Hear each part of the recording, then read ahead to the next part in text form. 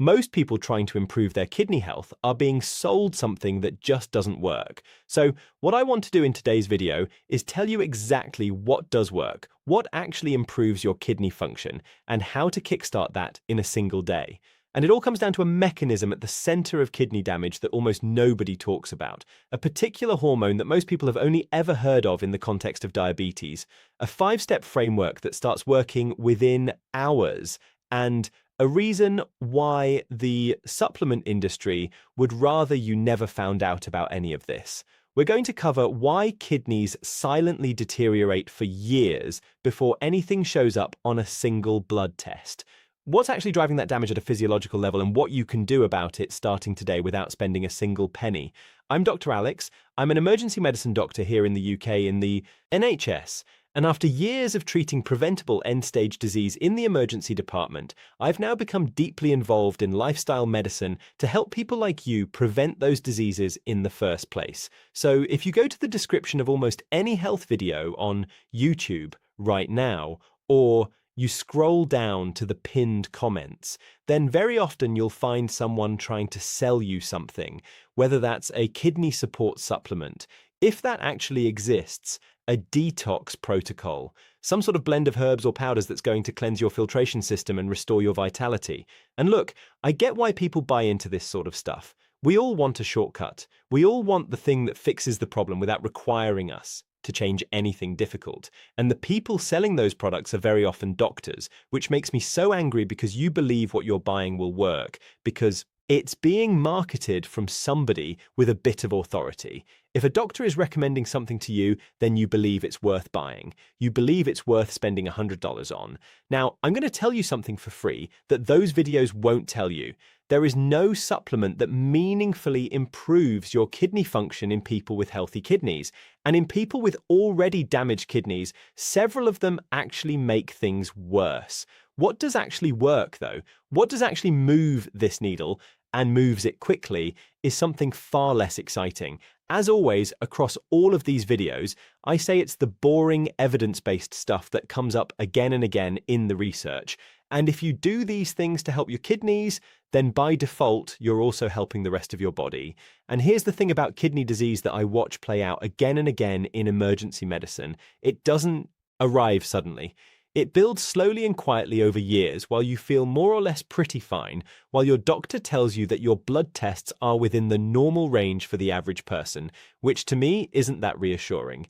By the time the results actually move outside of this normal range inverted commas, you've often already lost a significant proportion of your kidney function because the kidneys are remarkably good at just sort of compensating, at just absorbing the damage and carrying on right up until the point where they can't anymore.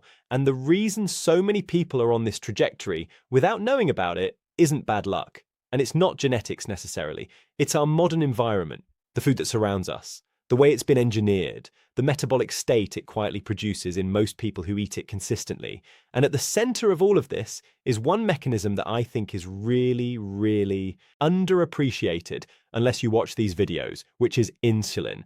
Now, most people think of insulin as a blood sugar hormone, the thing that goes up after you eat, and it helps to move glucose into your cells. And yes, that is accurate. That is what insulin does. But it's also quite an incomplete picture. Insulin has receptors in almost every tissue in the body, and it has direct effects on the kidneys that most people, including a lot of doctors, never really talk about. When insulin levels are chronically elevated, and by chronically, we mean long-term over months or years, 3 things happen that are bad news for your kidneys specifically. The first one is that insulin tells your kidneys to hold on to more sodium, and where sodium goes, water obviously follows to try and dilute that sodium. So you retain more fluid, your blood volume goes up, and then as a result, your blood pressure goes up as well. Now, the second thing is that it activates the sympathetic nervous system, which is your fight or flight response, which raises your vascular tone and raises your blood pressure even further. The third thing that it does is that it directly increases the pressure inside the tiny filtering units of the kidney, which we call the glomeruli, which are incredibly sensitive to pressure changes. So that is not a good thing. Sustained high pressure inside those structures over months or years or decades damages the filter. It causes scarring and progressively reduces the number of working filtering units that you have left. Once they are gone, they are gone. You can't grow them back. So chronic hyperinsulinemia, chronically elevated insulin driven by a diet that keeps spiking it day after day, is quietly, incrementally damaging your kidneys in a way that doesn't really show up on a blood test until it's already quite advanced. Type 2 diabetes, which is essentially the end stage of years of insulin resistance, is the single leading cause of kidney failure globally. It accounts for around 40% of all dialysis patients in the UK, and the kidney damage starts not when diabetes is diagnosed, but during the years of elevated insulin that comes before it, often a decade or more before. Now, unlike the filtering units themselves, insulin levels are not fixed. They are not a constant. They change within hours based on what you eat. So, a meal high in refined carbohydrates produces a rapid, significant insulin spike.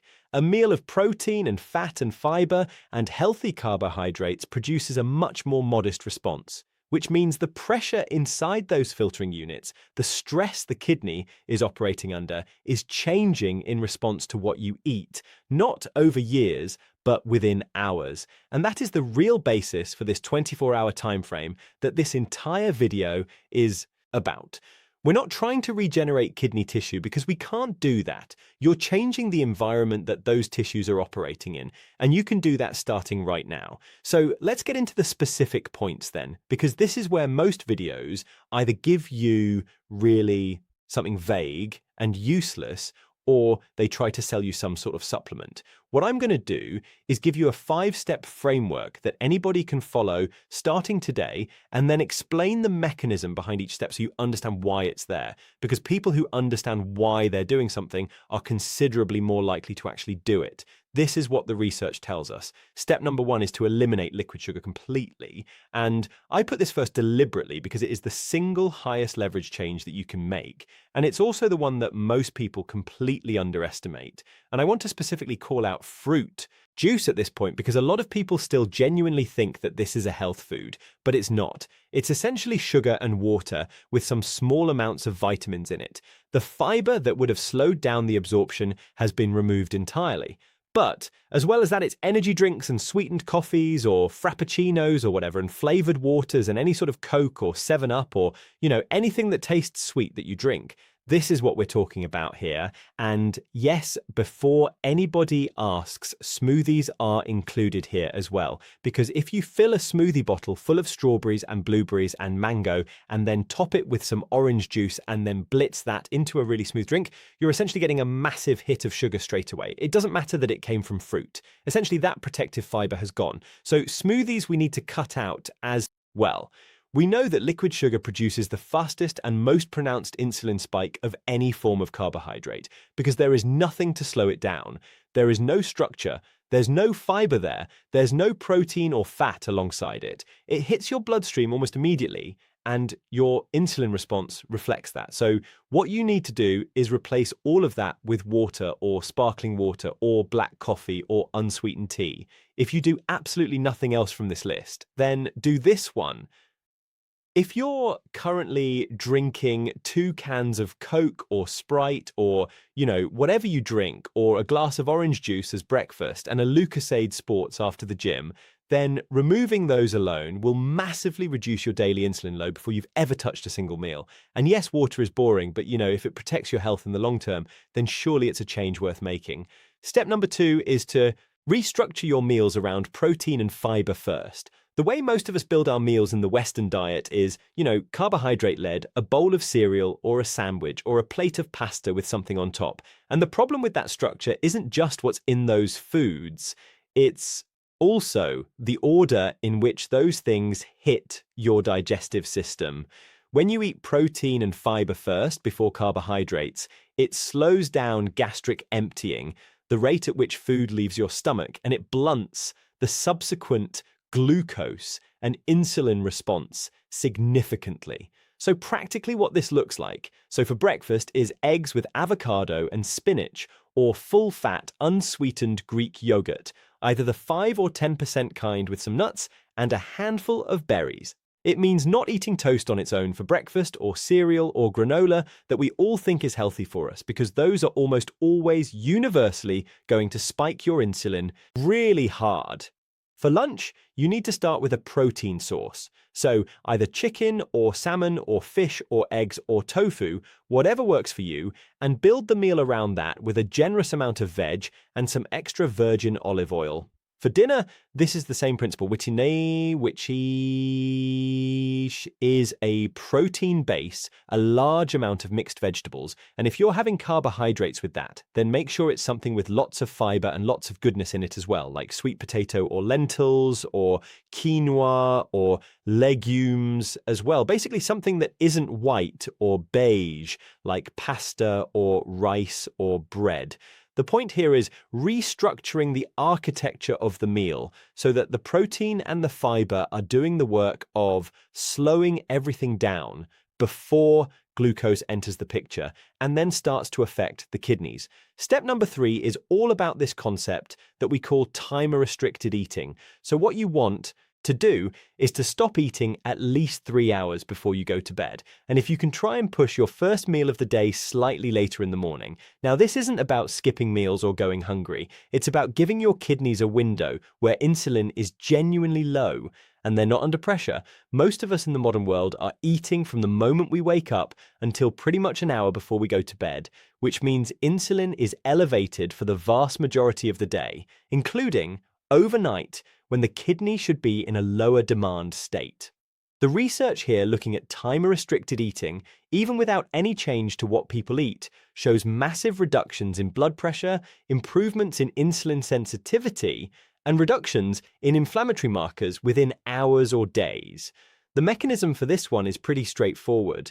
The longer that you spend with low insulin, which means without food in your stomach, the longer that you can go without eating, the longer those filtering units in the kidney spend under reduced pressure. And that's what we want. None of this is dramatic. It just means eating your evening meal a couple of hours earlier and eating your breakfast an hour or two later, if you can. Step number 4 is to walk after every single meal. Now, I've done a few videos on this recently, and it's the intervention that I probably recommend more than any other single thing.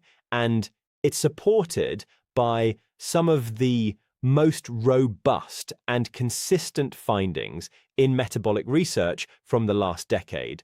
A 20 or 30-minute walk after eating, or even just a 5-minute walk if you can manage it. It does something very specific. The muscle contractions of walking drive glucose uptake into the muscle tissue through a pathway that partially bypasses insulin entirely, meaning that your body is clearing glucose from the bloodstream without needing to produce much of an insulin response to it. What this does is that it blunts the post-meal glucose spike significantly. It really quickly improves your insulin sensitivity, and it reduces the oxidative stress on the small blood vessels of the kidney that those glucose spikes would otherwise generate. There's a really big meta-analysis published in the journal called Sports Medicine that quantified this exact effect. And we see these really positive benefits even at 10 minutes, but 30 minutes is considerably better. Step number 5 is to sort out your hydration, but not in the way that you've probably been told in the past. And I say that because there is this persistent myth in the wellness space that drinking enormous quantities of water is just really good for your kidneys. That more is always better, that you should always be drinking 3 to 4 liters a day, that your kidneys need to be constantly flushed. Now, clearly this is not the case, and in people who already have reduced kidney function, it can actually be really harmful because the kidneys struggle to excrete the excess water load. And what this can cause is actually something called hyponatremia, which is a really low sodium level in your blood, because the sodium has been so diluted because of all that water, and it can be really serious and actually cause death in some people. What the kidneys actually need really is just adequate perfusion, consistent, sufficient blood flow, which requires you to not be dehydrated. For most people in a normal climate with normal activity levels, somewhere between 2, 2.5, 3 liters a day, depending on your size, is a reasonable target. And that can be water, it can be milk, it can be black coffee, or unsweetened tea. Clearly, if you're active or you exercise regularly, then you'll need more fluid than that. throughout the day. And the easiest way to check whether you're actually hitting that target and whether you're getting enough fluid in isn't counting the amount that you drink. It's the color of your urine. A very pale yellow is what you're aiming for.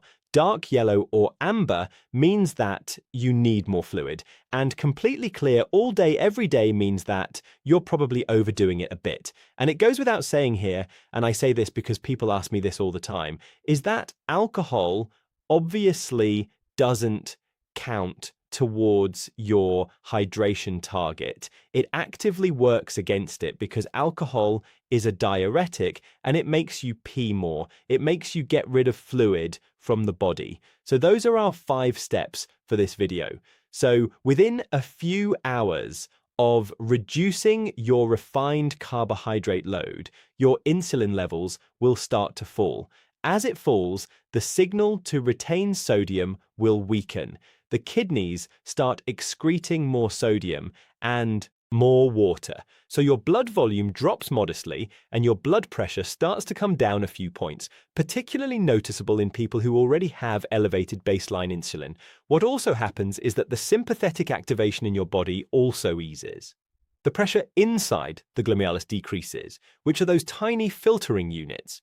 The post-meal glucose spikes that generate oxidative stress and inflammation inside those tiny blood vessels either don't happen or they happen to a much smaller degree. Now, none of this is going to show up dramatically on a blood test after one day, but it's real and it's measurable at the physiological level, and it represents a genuine reduction in the load that your kidneys are carrying.